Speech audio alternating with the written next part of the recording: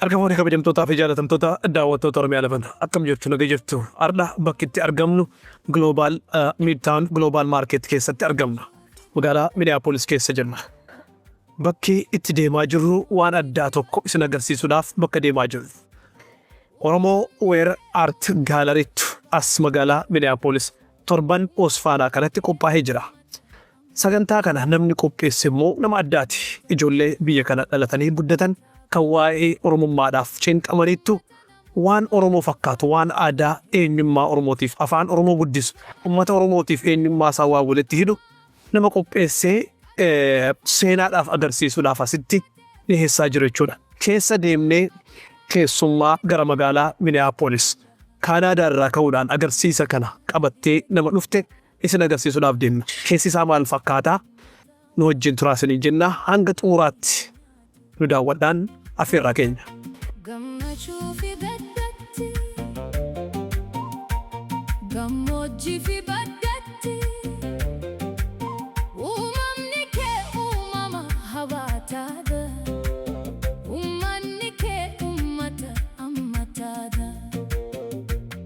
Bashasha kolfa fitapa beku ummata namumma qofana ma herregu dibame chinkama kadabe fadode karakkatefna wan qabra qudati kan rakkatenga ummata gadi jege ba wali batu ummata wan qabuna ma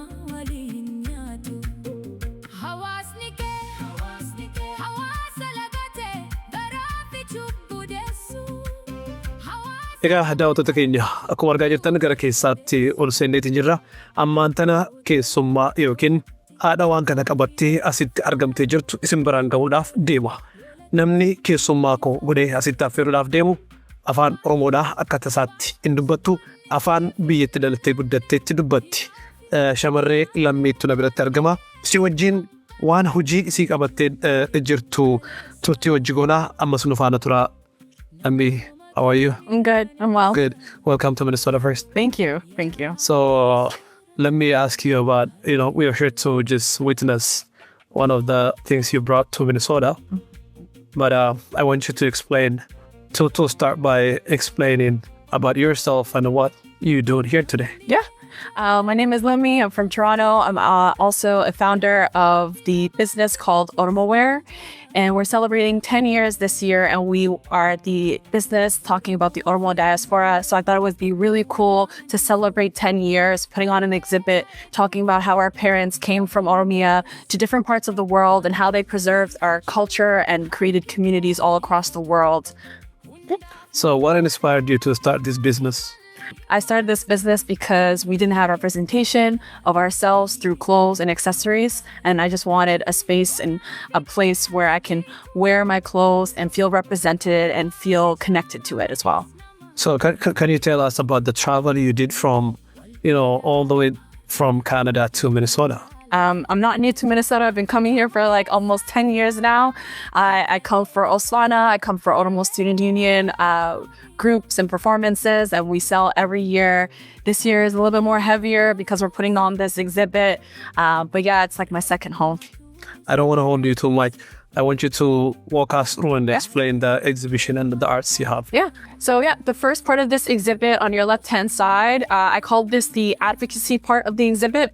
So the first part of community I found when doing this was through advocacy, expressing like who we are as a people to the rest of the world, was doing protests, was coming together and understanding who we are as a people, documenting it. So a lot of that is exhibit here. For example, we have articles that were written by Oromo people in the early 80s to Minnesota newspapers. So, for example, we have articles written by Tafari Fufa, who's one of the founding members of the community here in Minnesota. So we have articles from the 80s. And then we have protests and community organizing from the 70s all the way up till now. And you see the difference. For example, we have photos of protests of a dozen people in the 80s in DC. And then you have thousands and tens of thousands of people flooding the streets in 2020 here in Minnesota. With protests from Berlin, Germany, all the way to Toronto, Minnesota. Another example is of community building and organizing was a picnic from the 70s and early 80s in DC, where Oromos came together and were fundraising here in Washington, DC. And you can see that through the videos that are playing throughout the different cities. This one is showing one of Toronto. You'll have videos from Australia and Minnesota. So yeah, come over here and check out the advocacy part of our community. How did you get all this? How did you collect all these pictures and A lot of hard work and determination. A lot of it was talking to one person, understanding the history, hearing a name, and then finding out who that person is and getting their contacts, hearing the stories, documenting it, hearing another name, trying to get a contact. One thing we are good at is staying connected. So a lot of the people that I found from Toronto know these people here in Minnesota, in DC, through their early times in the early 80s and 70s. They still kept well connected throughout the decades. Keeping our culture here in the West and in diaspora is still keeping a little bit of home. So we have some things from back home that we used to decorate our house. It's a part of still keeping our culture, even though we don't live back home, still keeping it here. So we kind of decorated the space with some Ada stuff to just show the preservation of our culture through even decorating it in our house as well. Tell me about, what do you know about this art? It's a stuffy. I know it's a stuffy. A lot of, especially in the Eastern Oromia, they decorate their houses with this. And yeah, they got it from back home and they still continue to have it on their walls to decorate it and still feel, part of their culture as well on their walls. What else do they do with it? Is it only for the decoration or? No, it's not. Originally, well, now we use it as a decoration, but originally it's like a plate to use as well. But I know now a lot of the times it's hung as decoration as well. So this is one of my favorite parts of the exhibit. It's the advocacy wall or the advocacy space. Here you can sit with your friends and look through some of the photos that we don't have on the wall. For example, we have some of the photos from the 80s in Minnesota, some other photos that were captured as well. So you can come here and you can sit and you can look through these as well. Another part, my favorite part about this corner, I would say, is this. Let me ask you this. Mm-hmm. I don't want to pass it. Yes. So, did you gather only the pictures, or there is a stories behind those pictures? There's definitely a story behind those photos as well. And a lot of it is through this iPad that can be shown as well. So a lot of these photos are visually what you can see. Okay. For example, you can see, obviously, this is a pretty old photo that you have that you can show. But how is it going to be explained outside of me is through this iPad. So you profiled everything together? Yes. Yeah, exactly. So once you're finished with visually seeing these photos, you can come over here to one of these iPads and get an understanding and a history lesson through video as well. Can you demonstrate that? How can you do that? So here's a headphones. You could put on these headphones over here. Okay, let me try. And then you double click the iPad, and it will take you to this playlist over here. And you can source through different videos from the 80s, from the 2000s, and it will show you, for example, Noho Gobana in Toronto in 1988. You can watch a full-length video of that. Or you can see Hawiso in Toronto in 2003. So you can come sit and enjoy and watch these videos and see what year, what video. So a lot of these photos over here, they're also actually on video formats as well. So you can sit and connect the pieces that you see here to some of these videos as well. So over here, we have some of the pieces, just the jewelry aspects for Oromo wear. We started off creating the Oda tree. The first, the Oda tree is very symbolic in our community as well. So when we started Oromo wear, we wanted to make sure through fashion, we tell our story as well. So we hope with all of these pieces, when you wear them, you feel connected to your Oromia, but you also advertise about who we are as well. So we have some necklaces, our new Van Cleef Oda collection as well. That's really, really popular. But we hope that with every piece that people wear, they feel connected to who they are. Is it a gold or? Yeah, so these are gold plated. It never fades. 10 years, nobody complained. But yeah, this is gold plated and sterling silver.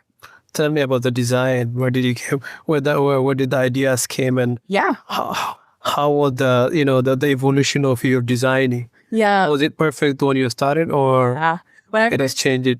We've been doing this for 10 years, so it was not perfect in the beginning. We were learning as we went, right? How was it? Did you sell it? Oh, I did. So I told you, I'll always have an opportunity for when you have a mistake. There's always an opportunity to learn from it. So those stuff, I was very young, didn't have a lot of money. So I didn't have the opportunity to fix my mistake through money. So what I did is become innovative. For example, we have this necklace. It was gold, but the chain was silver. Okay. Contract. What did I do? I went to Chinatown. I grabbed a gold chain, cheap, put it on, and then made it, But then through that, you learn to get samples. You learn to double check. You learn to make sure you pay attention to every detail when it comes to designing. So through the years, I learned to make sure to pay attention to details, to make sure you plan ahead. And it's, if you want good quality, you got to do all of that. Are you working all this by yourself, or do you have a team of? So I always say Oromo wear is we because it's not me. I have amazing family. I have amazing friends. And this year through Oromo Pathways, we have 2 amazing interns that are learning about business and entrepreneur marketing. So this year we have 2 summer interns that are helping out with Oromo wear this summer. So. All right. Move on that way. Yeah. Explain the picture. Yeah. So through these photos, again, is through a really amazing photographer. His name is Bilal Amano. He took some of these shots that he has provided to us in this exhibit. We're so excited to showcase that. But all of these photos were taken in Minnesota. So yeah, we are so happy to have these in the exhibit. Do we know the story behind the photo? You're going to have to ask him. But you can follow 612 photography. Yeah. Okay. I think that's about those. Same thing over here. Beautiful, beautiful shot here in Minnesota. It's tapestry. We have obviously 3 gentlemen in Oromo Harage outfits. Beautiful shot. It's just so excited to have this in the exhibit as well. So this is a really cool aspect or portion of our exhibit, and it's the youth aspect. So we have over here Oromo student unions and Oromo youth organizations from the 70s and all the way now, and how it's evolved over the decades. For example, we have a photo from the 70s. So a lot of people don't know, a lot of the youth born here and are part of Oromo student unions at their university, they don't know that in 1974, the first Oromo student union was created in Washington, D.C. by a few Oromos that came together. So we wanted to show that aspect of how it started in the 70s and how it's kind of evolved through numerous of youth organizations and student unions all across the world. And we have that over here. So we have a photo from 1975 of those few students in Washington, D.C. We have Hawiso groups from Australia over here. Toronto, 1993, Hawiso group. And it just shows the how the Oromo youth has evolved through expressing themselves through dance and culture over the decades. Do we have that time connections between, 1980s or 70s to here? Mm-hmm. Can you walk us through that? like walk you through that. Yeah. So, for example, over here and over here, you'll see some of the photos that are dated 1974 and 1975. These are the few students in DC that's listed over there. That were the few Oromo youth that came together in Washington, D.C. to create the first Oromo Student Union. And another good example is the modern. Over here, we have the 2000, I think, in the 2020s. Over here, student organization from the University of Minnesota. So a lot of the photos that are sourced from the early 80s and 70s, I actually got from one of the actual students in this photo. His name is Rube in DC, in Washington, DC. I got connected to him and he was such a wonderful help in allowing me to understand the stories of how they first got connected in Washington, DC and created youth organizations. And he is known to my community in Toronto as well. They're the ones who told me, if you're going to tell the story, go talk to Rube. And I got connected with him and he's just been an awesome help to source this story and put this together as well and share all of these photos with everybody today.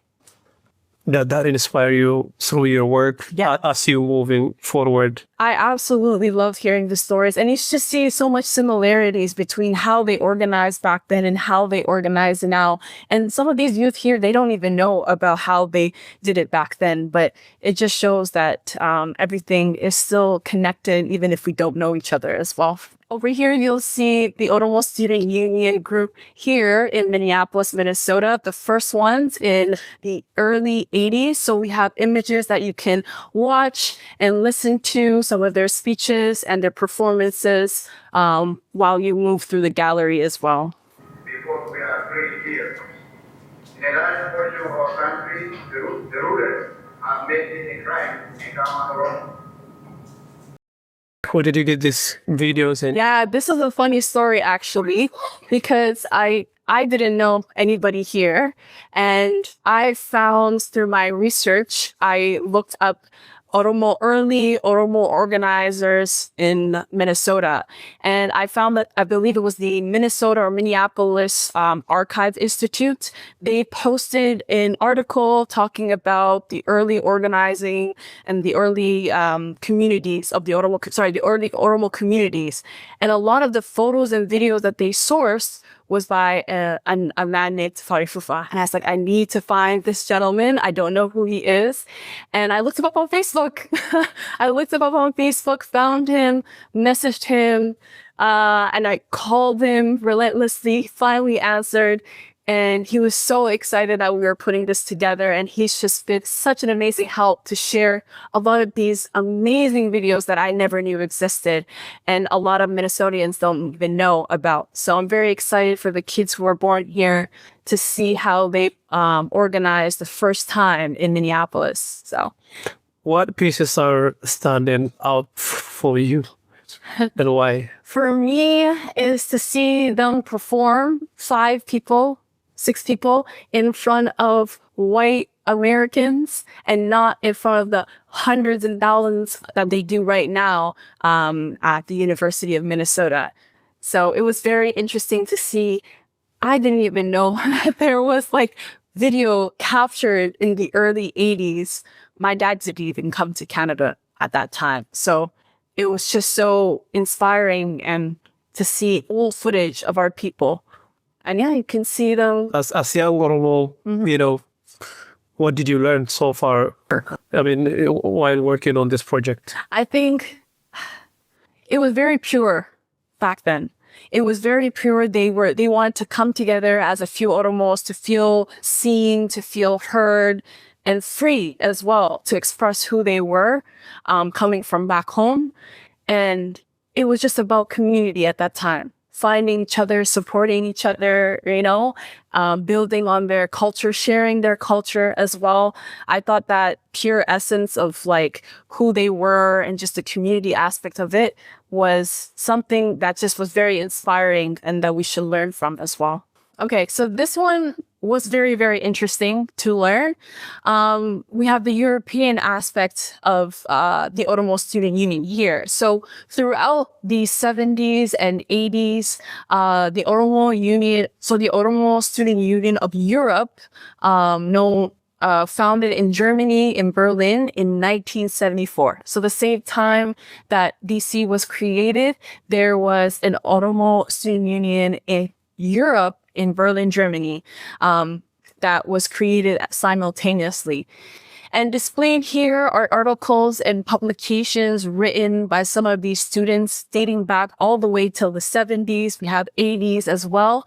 And these writings were just very powerful records of the ideas, the concerns, and the organizing efforts of the Oromos outside of Oromia as well. So what amazes me is the way they use in Fan Oromo, the Kubes there in 1985, 1990s. Everything was written in Afan Oromo. They wanted to make sure that we preserve our culture, especially back then. A lot of it was being erased. So they were free to do that and outside of Oromia. So they thought it was very important to preserve our culture and write about us, by us, and keep it for the future. And a lot of these articles written from them, I learned that they were being sent to places like Canada and to Lubei in DC as well. Okay. Yeah. And what's very, very cool about this actually, all of these are still to this day in an Oromo museum in Berlin, Germany. Till this day, I found out if you go to Berlin, Germany, there is an Oromo museum that archives all of this stuff there currently. And actually, if we go back to this wall over here, you can see the Oromo Museum right now over here. This is what archives all of these articles and different things about writings about the Oromo people from the 70s all the way till now, currently in Germany. So not having archives like when you ask for different states or other places, is that make things Easier. harder or having it make it easier? You know what's so interesting? Finding the European aspect of the Oromo people was easier than the one here in North America. In Europe, everything was in one place, centralized. And I think that is a very telling sign that we need the same thing that they have in Germany, here in Minnesota, here in Canada, because nothing like this is going to be here in the next how many decades, and we need to have that. And it shows how important that is. In Germany and Europe, it was so easy to get all of this stuff because it was centralized. Everything was in Berlin for me. Yeah. You know, while you were researching all this, did you ask people that you met why they don't have archives and You know what's interesting? do they have any reason? It was difficult, I guess. I know people that I've talked to and spoke to, they've tried. But they couldn't just put it together.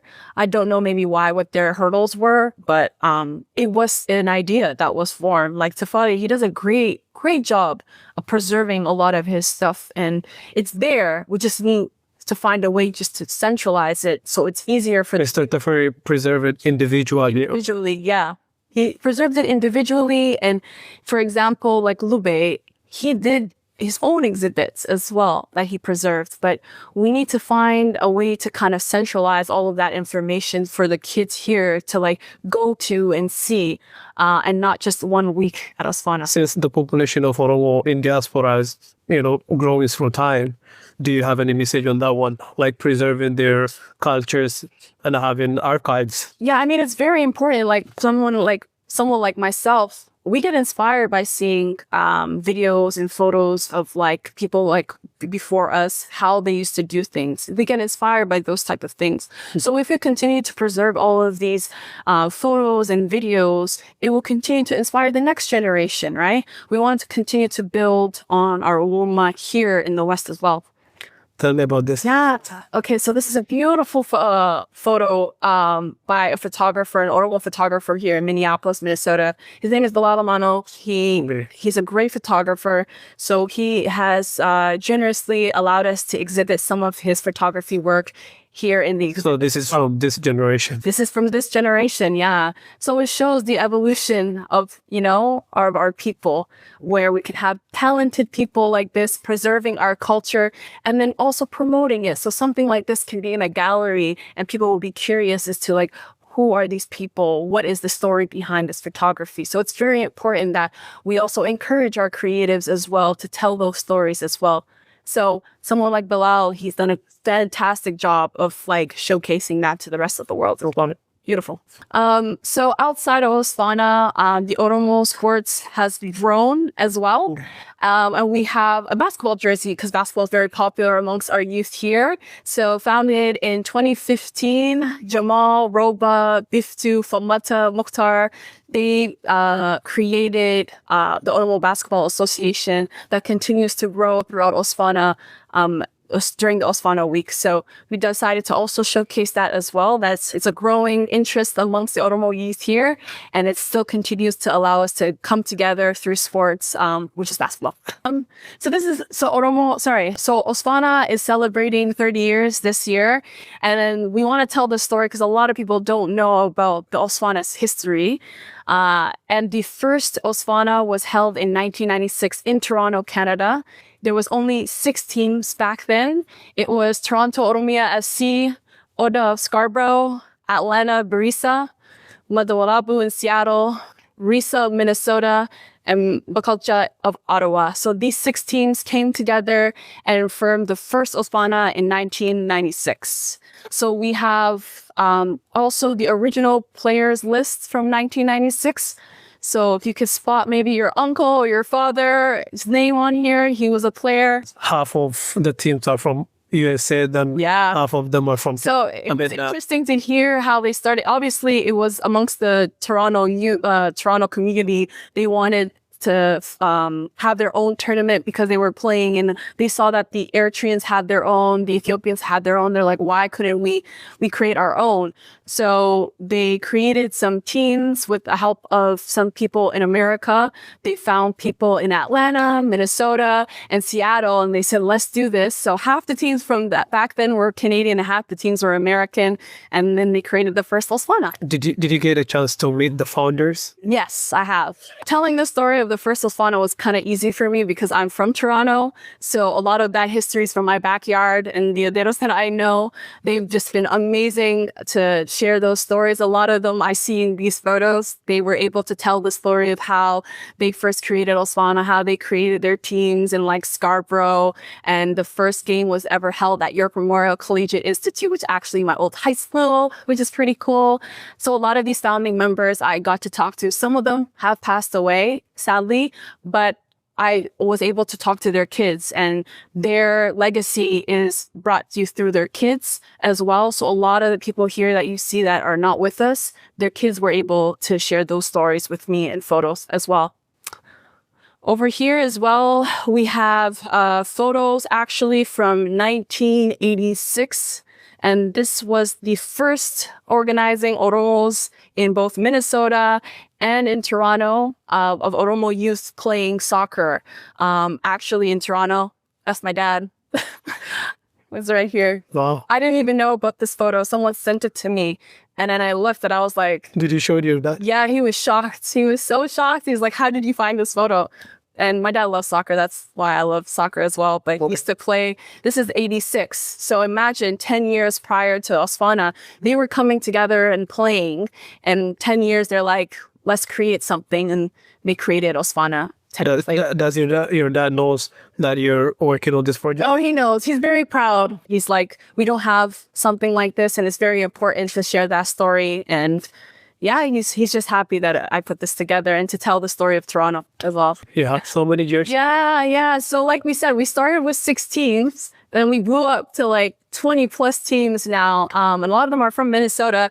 So we scoured the whole Oswana team list, and we try to get jerseys from every team. So you have every team from Dire, OU, Seattle, Atlanta. So we have their wall over here dedicated to all the players currently. So it shows like a before and now. So how we started from six So teams till this is their current jersey. this is all the current jersey. Oh, we didn't get the current jersey, but like these are all the current teams currently playing at Oswana. Some of their jerseys that they were able to allow us to show. So over here we have the original jersey from Toronto Oromia FC in 1995. Toronto Oromia FC was the first winner of the first Oswana in Toronto.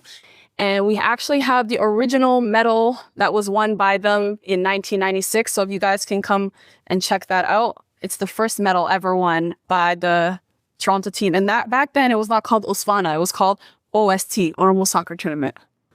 I started with the Toronto team. A lot of the players currently, their fathers were the original. Okay. So you ask around, and luckily people kept it for me, so to showcase. So Okay. that was really cool. And a lot of even these trophies we have from the early 2000s in like Atlanta, DC, Toronto. These were all in the Toronto Oromo office in Toronto. So they kept these to just show the legacy of Toronto starting Oswana as well. So over here we have video being played of never been shown clips actually from the first Oswana in 1996 and the first Oswana in Minnesota in 1997. We have videos being played so you guys can watch the early visuals of how Oswana used to look. I know now we're playing at the biggest stadium in Minnesota, but Oswana started in a park in Minneapolis. It started in a park in Minneapolis. It started at an old high school in Toronto. And now we're, playing at Allianz Stadium, which is incredible, 30 years. Some of the cool things we have over here too is like the first flyers that were back then. So this is a flyer from the first Oswana in Minnesota in 1997. Back then it was called North American Oromo Soccer Tournament. But this is the first flyer. We had teams in Atlanta, Scarborough, Seattle, Canada, Oromia, Minnesota. We got new teams as well. So you can see how it's grown from 1996 till now. Then we got Alibera performing as well. And this is 1997 as well. We also got some flyers as well from the first Oswana party as well. And it's so cool to see as well, like the different restaurants that used to have like in Toronto. So Alibera had a restaurant. I heard stories from people in Seattle who played and came to Toronto. They were like, oh, I remember Toronto. We went to Alibera's restaurant and we, were over there. Then for more info, Ashiko, he's the first ever Oswana president. So that's why you have his name over here. But yeah, these are the performers as well. Did you try to call this number still working?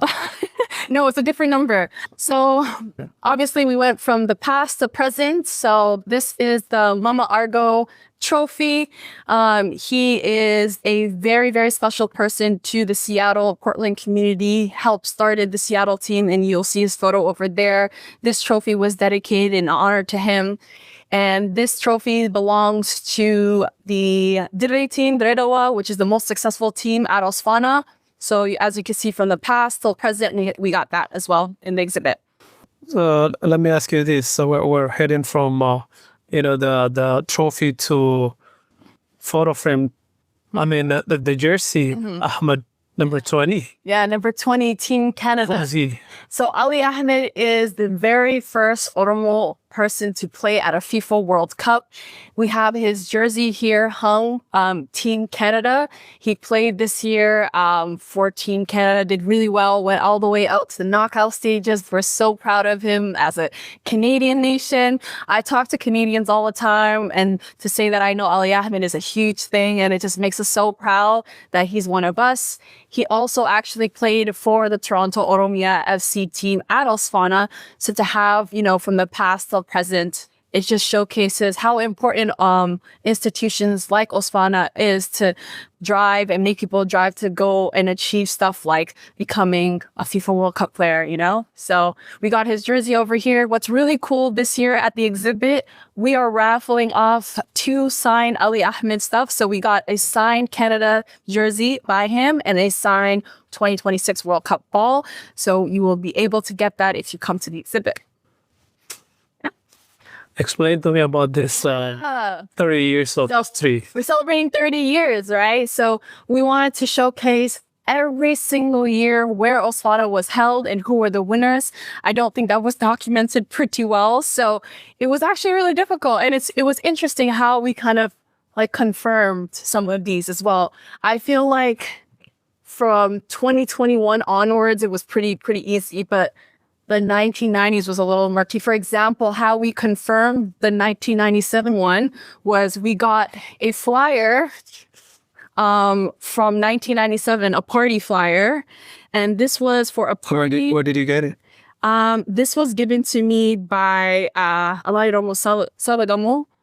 He was one of the founding members of OSFNA. His daughter gave this to me. Okay. So when she gave this to me, it confirmed that Atlanta was the winner of the 1997 World FIFA. Sorry, Atlanta was the winner of the 1997 OSFNA tournament because this was their party, their celebration party in Atlanta. It was $15. It was $15 back then. Was it cheap or expensive? That's pretty expensive back then, I think. But I'm sure look at the people on here. So I'm sure it was a lot of fun. So yeah, this is how we figured that out, for example. But yeah, we have every host city from 1996 onward and every winner showcased here on this wall. You got some of the trophies. Mm-hmm. Did you get a chance to ask if all the 30 trophies are still there, and have you get a chance to get? So what I learned is the trophies were, I think they were not given. I think from what I understood is if somebody won 3 years in a row, then they give it to them. I think it's changed now where they started giving trophies to every winner. So no, we don't have all of the trophies. I don't think. Okay. I know Toronto doesn't have their trophy, the one that you saw in the video. Did you try to get a confirmation from OSFNA if they have this record, or No. you're the only person that is trying to put it together? Yes, it was not. This was never confirmed until the season. So you did a lot of Yeah, I want to say with the help of all of my people, my community, my friends, my people that I've like befriended throughout my years of being in Minnesota. Without them, I would have never been able to put this together. But it wasn't me. It was a lot of people that came together with a mission to help document this. But this is the first time we're seeing the history showcased like this from 96 onward. I hope especially the diaspora, the kids who are born here, they get inspired by seeing the early organizings from the 80s till for OSA or the OSFNA, seeing Ali Ahmed's jersey. Like, I hope that they get inspired and driven to do things and still move and still continue to celebrate who they are through and still build communities. And I think also it's a lesson to preserve our culture, or else someone's going to tell our history for us. Do you have any message for the youth to just come and? Mm-hmm. Yeah, I hope every Oromo youth that is traveling here or from Minnesota comes to the exhibit. We have so much programming happening throughout this week. So I hope they take some time away from OSFNA to come here. It's completely free to learn and come together. And yeah, just learn a bit of their... What days, what time, from what? Yeah. So we have the times over there. It's also posted on our social media. So if you follow Oromaware on Facebook or on Instagram, the whole gallery hours are on there. For example, today's Wednesday. So Thursday, we have Vault, who is an Oromo business, coming and taking over the space as well. At Red Wolf Shy, which is like a coffee shop owned by Oromo as well. They'll be coming, taking over the exhibit. Friday is very exciting. We have a movie night by Oromo filmmakers that were born here as well, right? Showcasing the talented... So you're not going to be for the whole week? No, we're here for the whole week. We're here from Sunday to Sunday. So August 2nd to the 9th, we are in this space. So hopefully everybody can come and enjoy the exhibit. Thank you. No problem. Thank you for visiting. Please introduce yourself and tell us about the JD Foundation. What do you do? Good. Thank you. My name is Beirut. I work for the John and Denise Graves Foundation. As you can see, you guys are in our office. What I do is I am the deputy director for one of the Graves Foundation initiative. It's called Ready Partnership in Impact. It's the newest initiative of the Graves Foundation, so I'm leading that. But prior to that, I was the project lead for the Next Street Left project, as a state-funded $8 million project. Why did the JD Foundation sponsor this Oromo exhibition? So this is part of JD Graves Foundation work. We have the Creating Change Gallery as one of the things that we do. The Creating Change Galleries gives a space, an expressive, for artists to express their talent and also to showcase their art. This way, the foundation works on closing equity gaps, among the youth, and through its support for housing, education, and youth development. But this one, the Creating Change Gallery, is also the other thing that we do to support communities, specifically artists. So Oromare is now part of the Creating Change Gallery because I work here and I am from the East African community, and I connected with the Oromo youth over the past year, and I was approached by some of the youth who would like to showcase art, who would like to do expressive art. And I said, my work has this, why don't you come in and do it at our office? So that's how it all started. The Grace Foundation believes that talent is everywhere, but opportunities are not. So what we do is we acknowledge the importance of providing access to resources for the youth. Actually, that's a key to building a resilient and a vibrant community. What impact do you hope this exhibition will have on the community? Well, if you're asking about our community, the positive impact on our community is more visibility, and also, in a way, connecting our youth, the future Oromo generation, the future leaders, to resources that they can navigate in the States. It creates a network for them. And, generally, our community is a little bit reserved compared to other immigrant communities. So by getting involved in this kind of activities, I think that will change, and that would be a positive impact. And the other important impact, I believe, is also in terms of that visibility that I just talked about.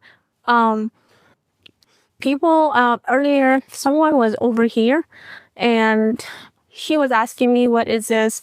What type of art are this, and who are the Oromo diasporas? And he said, he's from here, but he's not familiar with the Oromo community.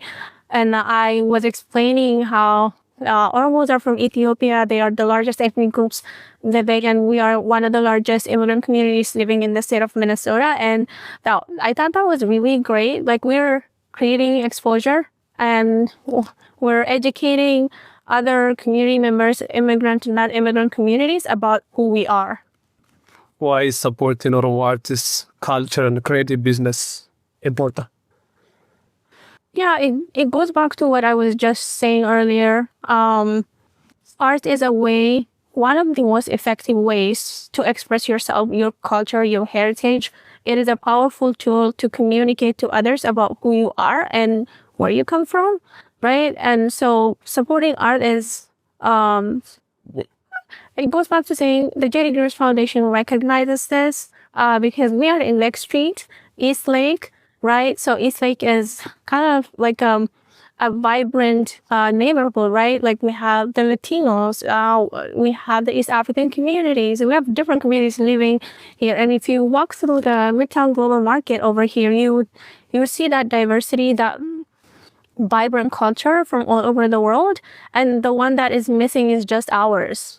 And now we're here, right? And I would like us to continue supporting communities that do not have the opportunity, to be visible, and also we want to help them access resources, especially young people like me who are working so hard to showcase the history of the Oromo people. How can cultural exhibitions help young Oromo people connect with their heritage? Yeah, that's a great question. I wish she was here to answer that with me, because she went through the process and she's doing it. It would help them learn more about their history. For instance, me, I did not know Oswana was started in Toronto. I looked at that, and that was when the exhibition started, and I thought that was started in Minnesota. I was, no, it's in Toronto. Like, this is just one of the examples. And for them, imagine what they could be learning along the way while trying to put together all of this stuff, the photos and the artworks that she has, most of them go back to 30 years ago, right? So it gives the young people to have that strong ties to their culture, and also create art and history that they can be proud of. What is your last message for Oromo people or other communities to use opportunities in JD Foundation? So my message would be, like I said, talent is everywhere, but opportunities are not. So there is accessibility issue.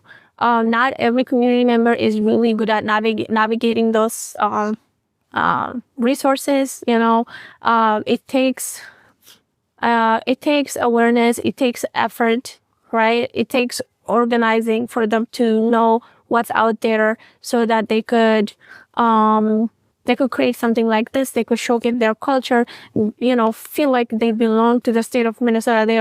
They bring that vibrant culture to the state. Is a contribution. It is not.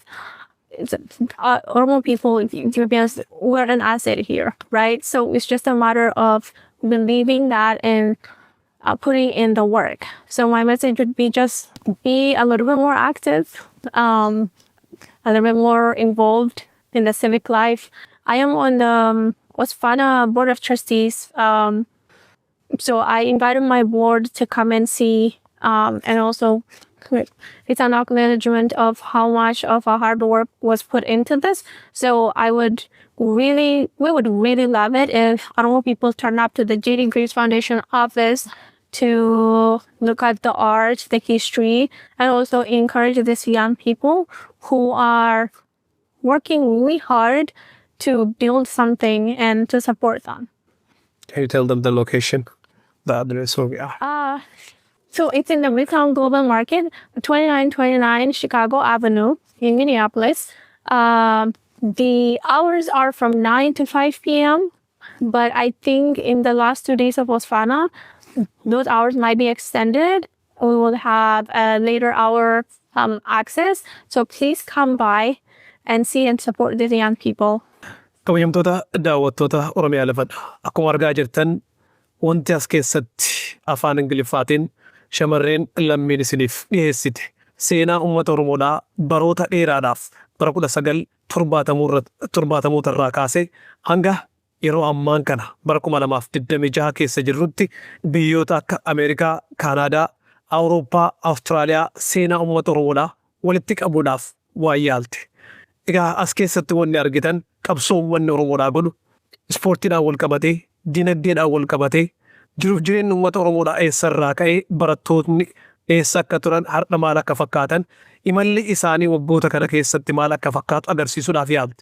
As keessatti aartiin Oromootis guddatee jira. As keessatti agarsiifni garaagaraa waan isin hojjette takkaa lamaa miti. Daawwiin kun guyyoota muraasaaf as Minnesootaa keessa tura. seenaan hojjetamaa jiru garuu seenaa bara baraan turuudhaaf deemu.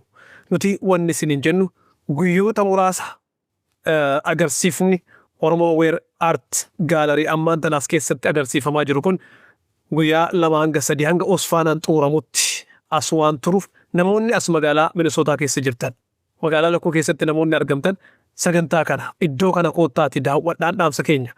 Hojii piroojeektii hojjetamaa jiru kanarratti immoo gargaaraanis walaa gargaaruun milkii uummata Oromootiif waan guddaa waan taateef gama kennaan kanuma isin yaammanna.